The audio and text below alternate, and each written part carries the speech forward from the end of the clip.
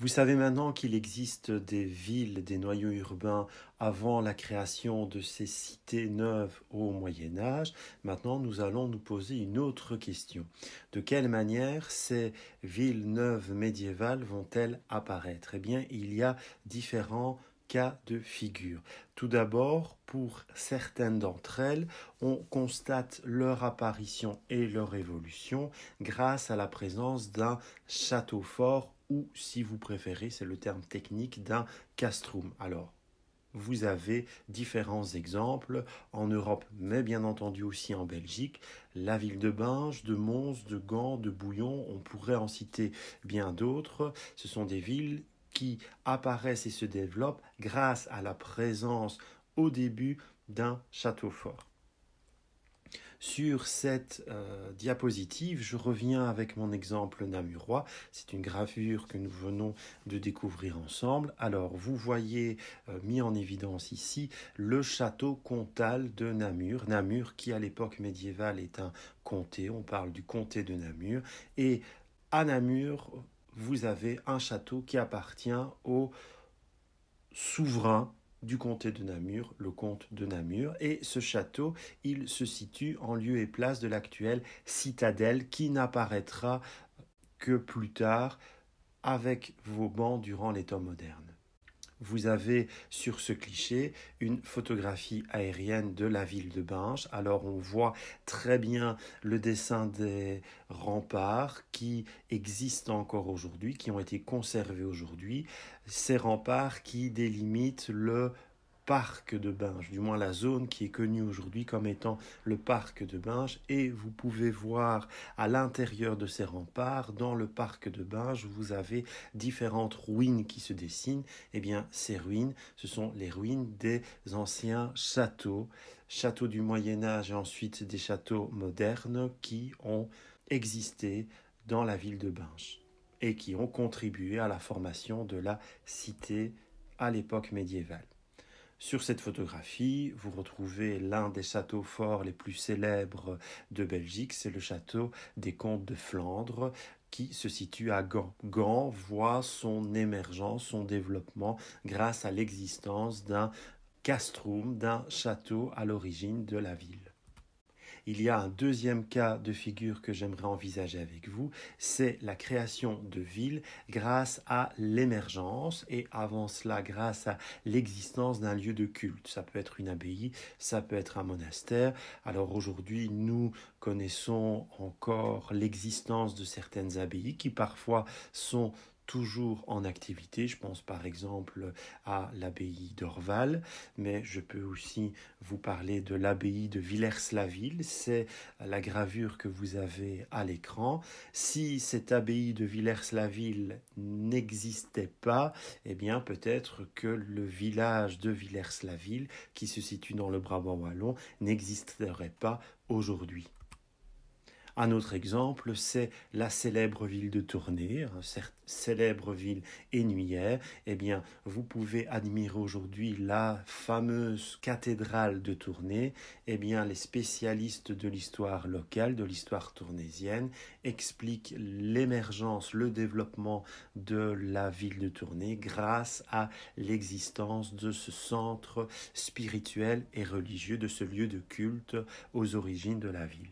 Vous avez un cas très intéressant qui est représenté sur cette diapositive. Il s'agit de la petite ville de Lobbes, Lobbes qui se trouve à proximité de la ville de Thouin, pas très loin non plus de la ville de Binge ou par exemple de la ville de Charleroi. Alors cette petite ville de Lobbes, aujourd'hui, elle semble d'un intérêt historique mineur et pourtant, à l'époque médiévale, elle est excessivement célèbre, excessivement renommée. Pourquoi? Bien parce que nous retrouvons à Lobbes une abbaye qui aujourd'hui est en ruine.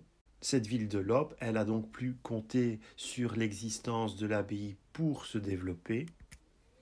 Vous voyez sur cette gravure justement la présence de la Sambre, ce cours d'eau qui va permettre également à Lobbes de drainer notamment du commerce, de drainer notamment des échanges commerciaux.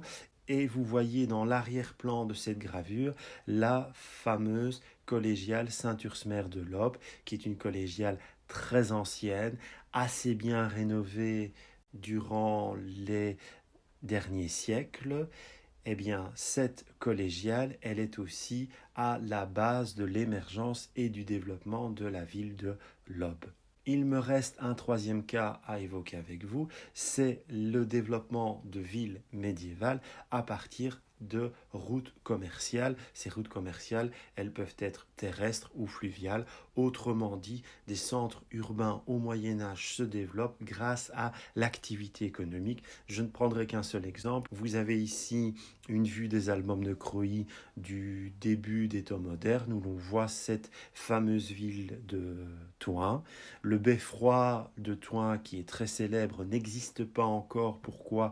Bien parce que c'est un beffroi qui va être érigé durant les temps modernes. Ici, nous sommes avant son édification. Et sur cette vue de Thoin, tirée des albums de Croÿ, eh bien, l'on voit que la ville médiévale est littéralement cernée par la Sambre qui, au Moyen-Âge, est une route fluviale, une route qui va permettre de véhiculer toute une série de marchandises. Et au bord de la future ville de Thoin, vous allez avoir des marchands, des détaillants, des entrepôts qui vont venir se fixer sur les berges de la Sambre pour pouvoir traiter l'arrivage de nouvelles marchandises et progressivement un développement. Donc les commerces vont amener des gens, les gens vont décider de s'établir à proximité de ces infrastructures commerciales et progressivement on voit la création d'une ville qui se met en marche.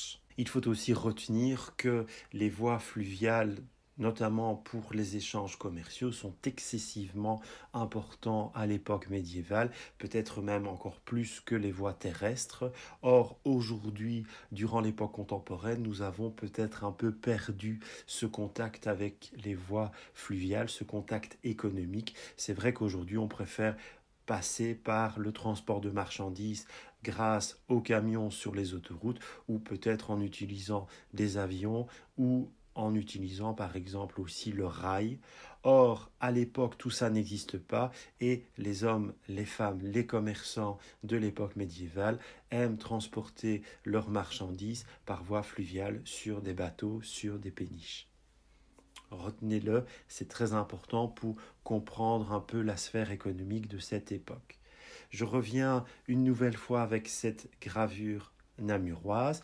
Vous vous souvenez, je viens d'évoquer le cas de Namur en vous parlant de la présence de ce château comtal vraisemblablement aux origines de la ville, mais vous devez aussi, et comme Bruges, et comme Tournai, et comme beaucoup d'autres villes médiévales, vous remarquez aussi sur cette prise de vue de la fin du Moyen-Âge, du début des temps modernes à Namur, vous voyez que l'eau, grâce à la Meuse, grâce à la Sambre, encercle littéralement la ville de Namur et devient donc un facteur de navigation, de transport, un facteur économique très important également.